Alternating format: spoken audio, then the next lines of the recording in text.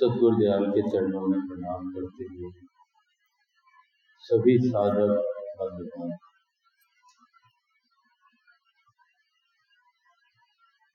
अभी हम सब लोगों ने नूतन वर्तमान मुख्य कर्ता का प्रसंग सुना और वचनों का श्रवण किया और अपने अपने शब्दों से, अपनी अपनी वाणी से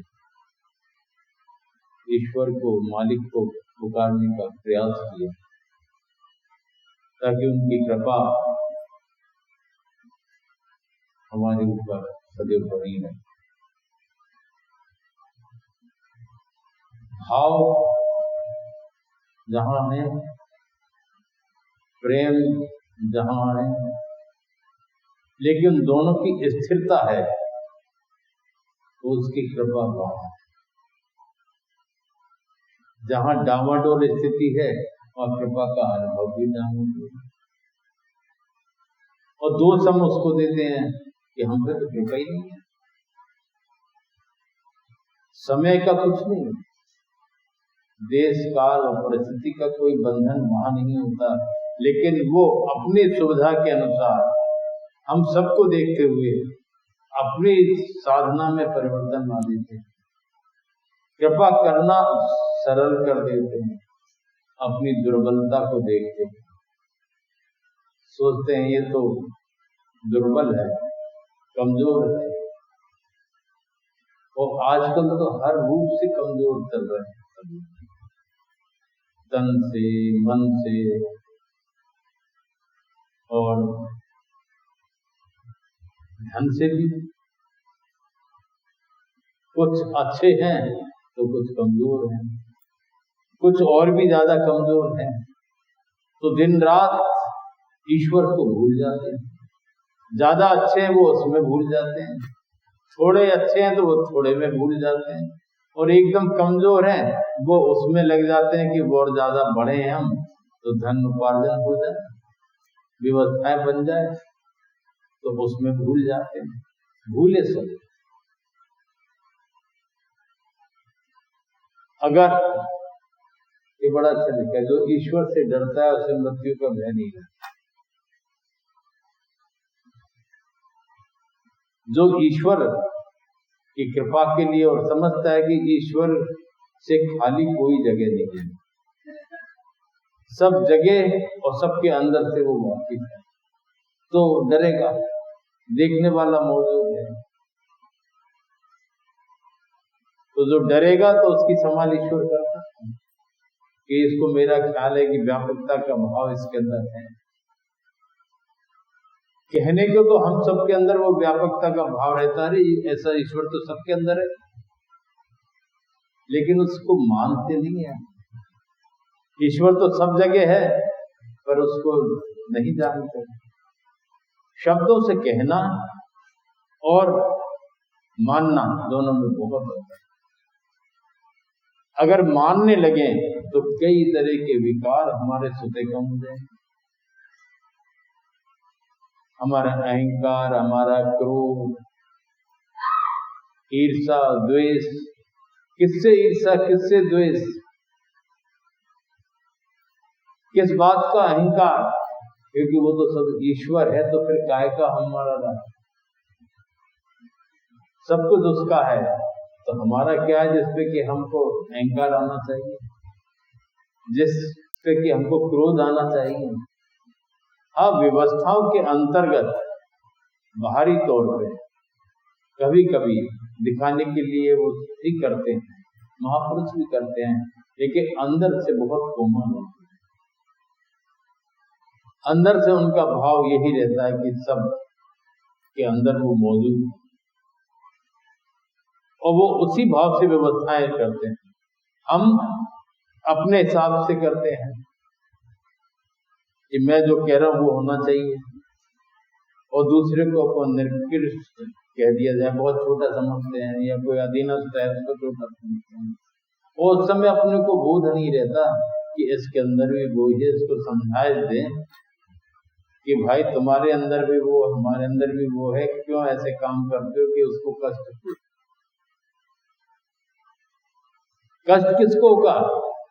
उसको जो अंदर बैठा है। अपन तो बाहर से लड़ेंगे झगड़ेंगे, ये तेरा वो मेरा, ये ऐसा वो मैसा, लेकिन ये नहीं सोचते कि उसका प्रभाव कहाँ पहुंचेगा, खास करके साधकों के अंदर। तो ये भाव दृढ़ता के साथ होना चाहिए। किससे ईर्ष्या, किससे द्वेष, कौन छोटा कौन बड़ा, ये नहीं कहते वो कि व्यवस्थाओं के अंतर्गत अगर ऐसा करेंगे तो व्यवस्थाएं सब गड़बड़ा जाएंगी, उसकी वो नहीं कहते कि व्यवस्थाओं के लिए जितना आवश्यक है, लेकिन हमको बोध रहे कि किसी का हृदय नहीं दुखे, कि हृदय रूपी मंदिर में वो ईश्वर, वो परमात्मा, वो जो साधक है उनके नित्य सतगुरु का वास है। हम जाने या न जाने, हम अनजान हैं, क्योंकि हमारे ऊपर अहंकार के जो अहंकार रूपी आवरण है वो पड़ा हुआ है और हम उसको नहीं समझते। तो हमें अपने जीवन में सत्यता ग्रहण करने की जरूरत है। तो सत्य वो मालिक है, वो परमात्मा है। उसकी कृपा के लिए जो पात्रता होना चाहिए उस पात्रता को पैदा करें, और वो पात्रता होती है सहज स्थिति में, सहज स्वरूप में, और सहजता है उसके मानने में। भाव ये नहीं कि अभी तो बड़ा भाव हुआ और वो बहुत लोट-पोट हो गए और ये हुआ वो हुआ, और उसके बाद उन्हीं को दोषी बनाने।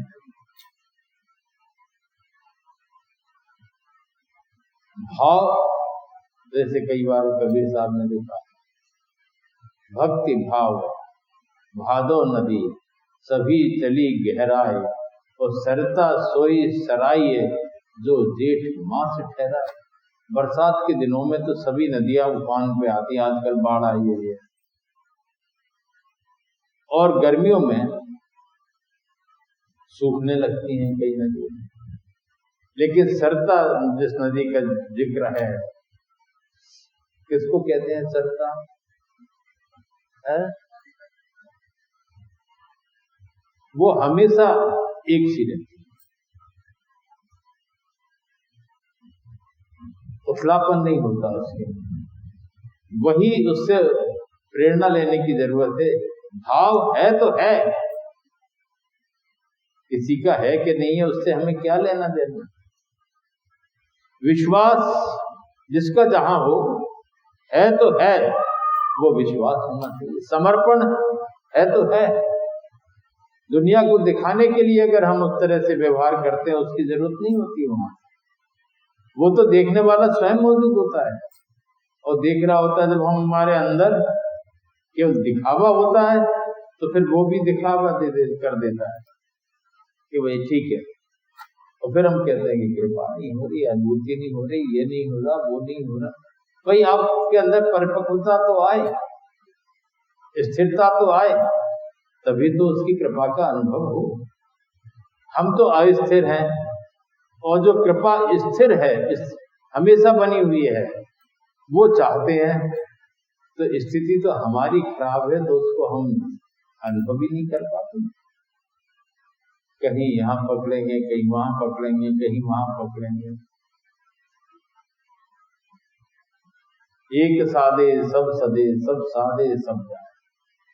और उसमें यह होता है कि कहीं भी प्रेम नहीं हो पाता, कहीं समर्पण नहीं हो पाता, कहीं विश्वास नहीं होता, बढ़ जाता है।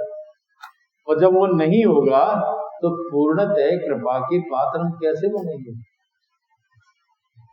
दुनिया में जैसे कार्यों का विभाजन होता है, जिसका जो कार्य है हम उससे लेते हैं, और उससे जब लेते हैं तो कार्य सहज हो जाता है, सरल हो जाता है। कहीं किसी को पकड़े, कहीं किसी को पकड़े, उसके जरिए जब लेते हैं तो कठिन हो जाता है। और जरिया प्रॉपर है कि नहीं ये कह नहीं सकते। वही स्थिति ईश्वरीय कृपा में है। परमात्मा की सद्गुरु की कृपा, अपने मन को एकाग्र चित्त होकर के अपने को निरंतर चिंतन करें तो उस मालिक का करें, सद्गुरु का करें, तो वो तो सब कुछ जानता है और सब समय आने पर हमारी संभाल करेगा। संकल्प से आदान प्रदान हो जाता। दीक्षा के लिए भी कहते हैं 3 प्रकार से दीक्षा होती है, स्पर्श से, दृष्टि से और संकल्प से। लेकिन उन तीनों में वो संकल्प समाहित है कि उस भाव से जब सद्गुरु हमको देखते हैं अंदर उस स्वरूप में स्थित होकर के, तो उनके नेत्रों को देखने मात्र से हम पे कृपा हो जाती है। जब उस भाव में स्थित होकर के, मौज में स्थित होकर के वो स्पर्श कर देते हैं तो हमको अनुभूति हो जाती है। जब उस भाव में स्थिर होकर के वो हम कहीं हैं और वो कहीं है और सोच लिया तो वहां उसको कृपा हो जाती है। वो संकल्प है, और संकल्प सब में छिपा, भाव सब में छिपा। भगवान शंकर का जो अधिकतर रामायण के अंदर जो जिक्र आता है सती जी वाला, कि भगवान राम और लक्ष्मण सीता वियोग में जंगलों में घूम रहे थे, ढूंढ रहे थे, तुम ही बताओ सीता कहाँ है।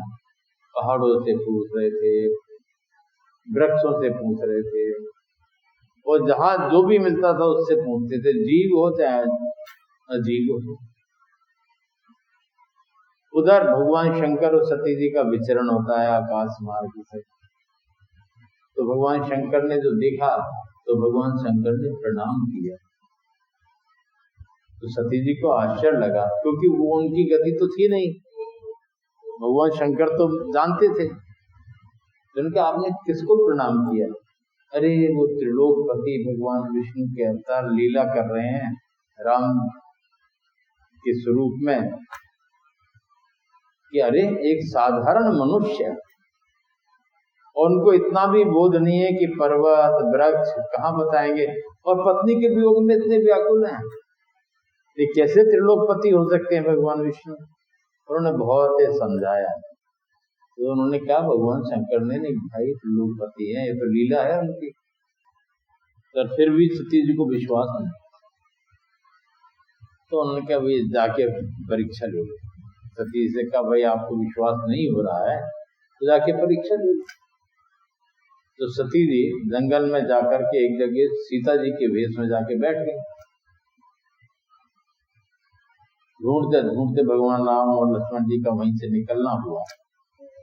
भगवान राम ने जैसे ही उनको देखा, और क्या कहते हैं, माते छोरी प्रणाम, वृक्ष के तो कहाँ हैं, भगवान शंकर कहाँ हैं। वो घबरा गई। मैंने उनकी पत्नी के रूप में परीक्षा ली तो भी वो विचलित नहीं हुए, वो तो पहचान गए। तब उन्हें विश्वास हुआ तो वाकई में त्रिलोकपति हैं।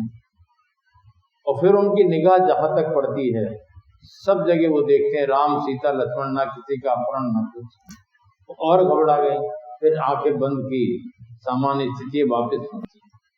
तो भगवान शंकर ने पूछा कि आपने परीक्षा ले ली, अब क्या कहें, किसी की पत्नी के रूप में परीक्षा दी है, कह नहीं सकते थे। तो वो क्या कहती हैं, कछु न परीक्षा लीन है गुसाई, कीन है प्रणाम तुम्हारी नाई। जैसे आपने प्रणाम किया वैसे मैं भी प्रणाम करके वापस आ गया। हम लोगों में ही कोई व्यक्ति हमसे बड़ा उत्साह पूर्वक जाए कि मैं ये काम कर रहा हूं,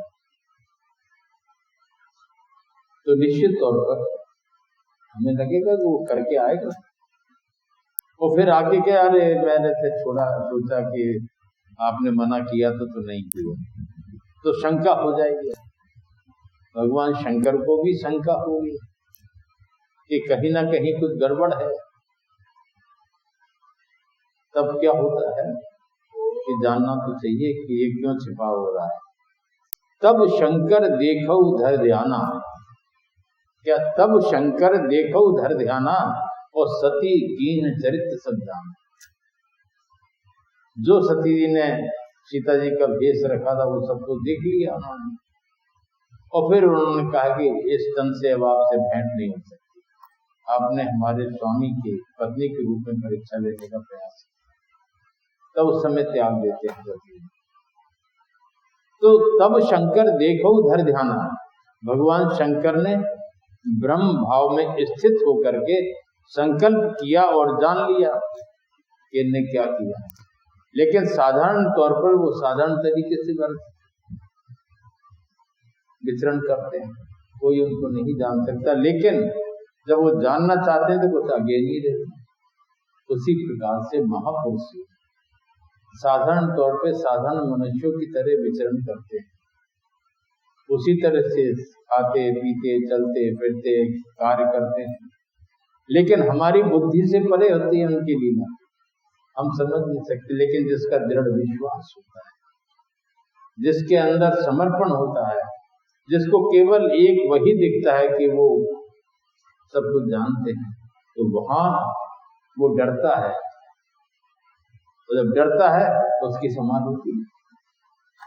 डर करनी, डर परम गुरु, अपने आप समाधि होती है। तो हम साधकों को, हम सभी लोगों को उस मालिक से, उस सद्गुरु से डरना चाहिए कि वो सब देख रहे हैं, कुछ नहीं छिपा, और फिर भी हम गलती कर रहे हैं, फिर भी क्रोध आ रहा है, ईर्ष्या जागृत हो रही है, तो एक दूसरे को लड़ाने का प्रयास करते हैं कई लोग, और फिर जब वो लड़ते हैं तो बड़ा मजा लेते हैं कि देखो कैसे लड़ रहे हैं। ये सब चीजें, ये मानसिकता बहुत संकीर्ण और साधकों के लिए तो बहुत ही खराब। उनको तो एक प्रेरणा का स्रोत है साधक, साधक से मिलकर के, साधक से के साथ कोई हो तो दूसरे को भी प्रेरणा मिले, ऐसा व्यवहार होना है। छोटा बड़ा, अब अग्रवाल साहब कई बार आरुणी का लेते हैं, वो अपने गुरुजी की सेवा करते थे, और उस सेवा से अगर बच जाता था, कुछ टाइम मिलता था, तो अपने शिष्यों की भी सेवा कर देते थे, मतलब अपने गुरु भाइयों की। और उसमें का क्या होता था कि जब गुरु भाइयों की करते, कई ऐसे गुरु भाई होते थे कि ये तो अच्छा है, बातों में से काम करा दिया अपने, और मजाक बनाते थे, और वो अपने प्रसन्नता पूर्वक सदगुरु के नजर से देखता था सब, और सबके काम करता। और एक दिन बहुत ऊंचे दर्जे का महात्मा, क्योंकि उसके अंदर दूसरा भाव था ही नहीं कि ये काम करा लिया, वो काम करा लिया, वो तो ये समझ गए कि मालिक का काम है, ये इससे नहीं हो पाया, चलो अपन ने कर दिया, इससे गलती हो गई, चलो ठीक है कोई बात नहीं। अपन लोगों को क्या होता है कि जरा सी किसी ने गलती की तो उसको प्रचारित करेंगे चारों तरफ, कुछ वो भूल गया है कुछ है, तो आपस में लड़ाई झगड़े के काम करेंगे। ये नहीं सोचते कि चलो अपन निपटा, बात खत्म। जैसे अपने वैसे वो संभाव अपने अंदर पैदा नहीं होता। अपने अंदर लगता है ये इसका मैं क्यों करूं, उसका मैं क्यों करूं, उसमें झगड़े में पड़े रहते हैं, और काम बिगड़ता है मालिक का, तकलीफ देते हैं मालिक के, हमें पता ही नहीं लगता है। अगर मैं कभी निपटा दे तो उनको तकलीफ ही नहीं हो, वातावरण भी ठीक रहे, और कुछ नहीं, सारा वातावरण बढ़िया हो जाता है। तो हमें सच्चे साधक बनना है, सच्चे अनुयायी उस मालिक के बने, सच्चे उसकी कृपा के पात्र बने, ये प्रयास रहे, ताकि उनकी कृपा हम पर भरपूर बनी रहे, उसका हम अनुभव करते। हम भी प्रार्थना करेंगे कि सब के अंदर ऐसी पात्रता पैदा हो जाए कि उनकी कृपा बरसती रहे, उसका वो अनुभव करें।